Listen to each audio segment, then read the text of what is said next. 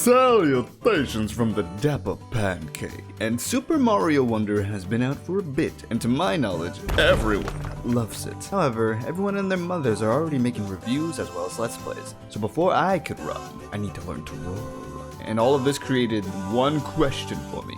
What will the Dapper Pancake bring to the table in regards to Super Mario Wonder content? And then it hit me. I want all of you to listen up and listen well.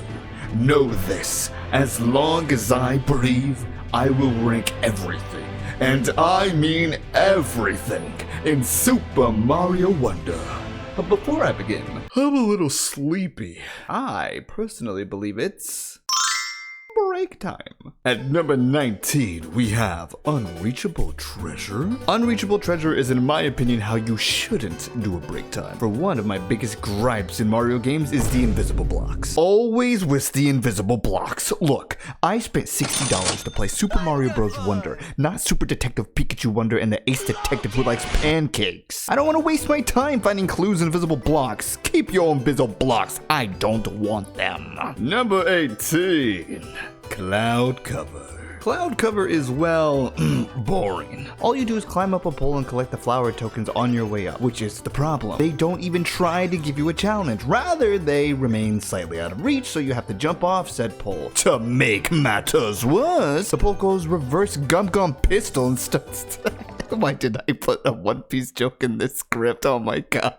But the pole starts to de-extend after a short amount of time, making this take longer. It would have been better if you had to jump to other poles as you ascend to collect the other token. That would have probably made this go up a couple spots. Moving on. Number 17. Watery Wonder tokens. See now, you can't truly have a video game without at least one bad water level. And for the games that don't have water levels, Kingdom Hearts took their sins and put them all in their water levels. I mean, come on. Bad controls? Sinking? Under the water? Jack, Mother, Yuck, and Sparrow?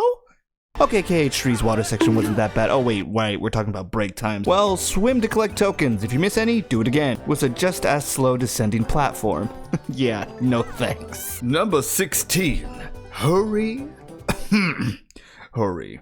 Okay, this one gets a pass. For the wow factor on how straight to the point this break time is almost ridiculous. Press a button and hold right while running. No jumps, no enemies, nothing. Just a straight shot to the goal. If you're feeling fancy, try to do it without the line.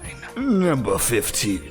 Floating Wonder Tokens. Floating Wonder Tokens is a weird one. On one hand, you have to bounce on blobs to get all of the tokens. On the other, you could just avoid all of that with certain badges, which I guess isn't a bad thing, for it rewards experimentation. Number 14.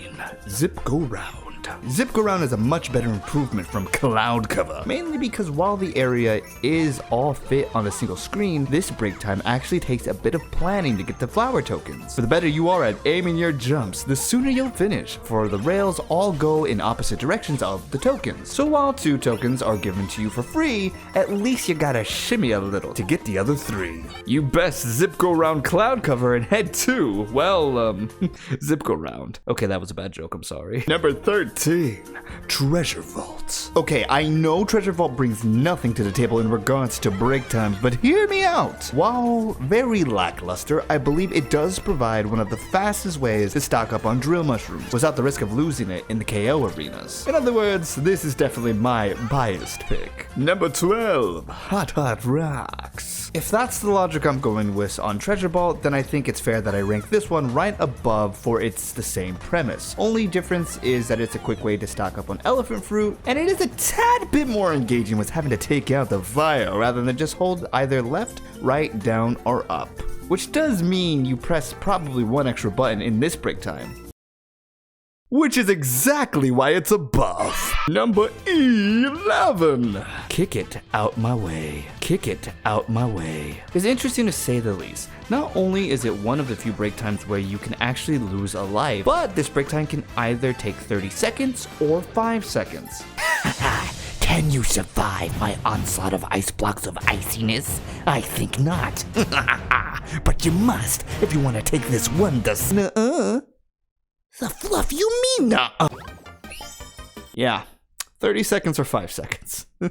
Number 10, Timer Switch Dash. Timer Switch Dash is more of Timer Switch Bash for the amount of times you're gonna be bashing your forehead into blocks. Or if you play it safe and hit every single block, you'll basically be walking a majority of the break time. But if you try to dash, the game will be like, no. For no matter how fast you think you're going, there's a certain choke point where you're almost required to hit a timer switch. The freedom of choice is not here, despite having upward and downward paths. It's really funny because they do another one of these that is significantly better. Number 9 through 7, music break times. I decided to rank Bouncy Tunes, Wonder Token Tunes, and Trottin' Piranha Plants right beside each other because they are all literally the same thing. If you're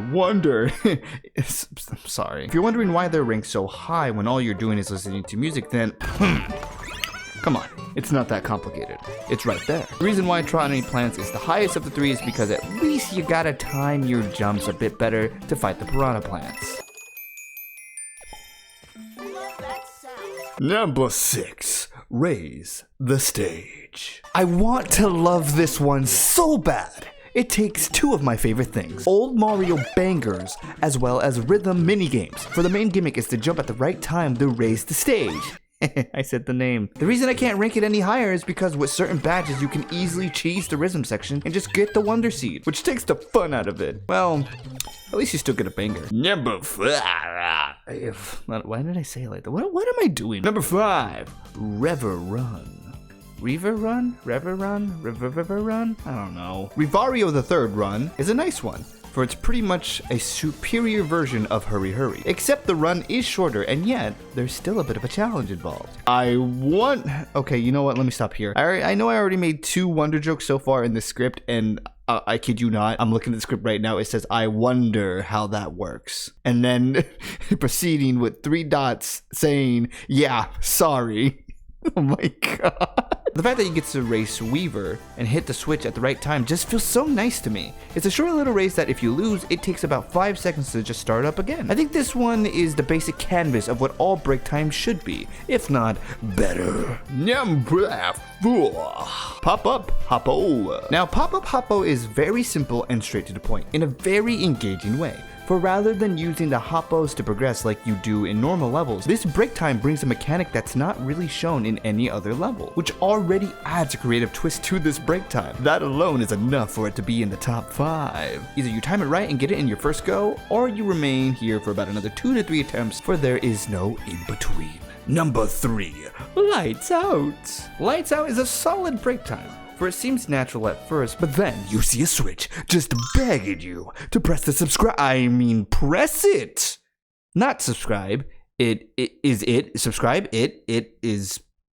Please subscribe. Once you press the button, the entire stage becomes dark, and you have to figure out where you're going just out of muscle memory. It's not too bad and does not overstay its welcome, and if you need help, you could literally work together with other online players, which is definitely a nice touch. Number 2, Timer Switch Time. I really love Timer Switch Climb, for it's a nice little platform challenge that rewards risk and fancy move. But you can play it safe and activate every single timer switch to reset the timer, or you can get as high as you can with whatever path you choose and see how little you need to rely on the timer switches, meaning that this break time has a much more different feel depending on what badges or even power-ups you use. My record thus far is 2 switches pressed, but I feel like it's doable in 1. A very good break time, all things considered. At number 1, we have Tumble House. You see, I like Tumble House slightly better than Timer Switch Climb because of yet another bias power that I must reveal to you. The power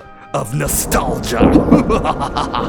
That's actually a very biased pick, and it's not fair for the ranking. Just saying. How this stage rotates reminded me a lot of the special stages from Sonic the Hedgehog, and I thought that was pretty neat. However, that's not all, for this break time also rewards you for making tight jumps and showing off your wonderful skills. For it is possible to beat the entire break time before 2 whole rotations take place, and I felt so satisfied when I got it. It was a tough choice for the top 3, but I can gladly say Tumble House is the best break time in Super Mario Bros. Wonder.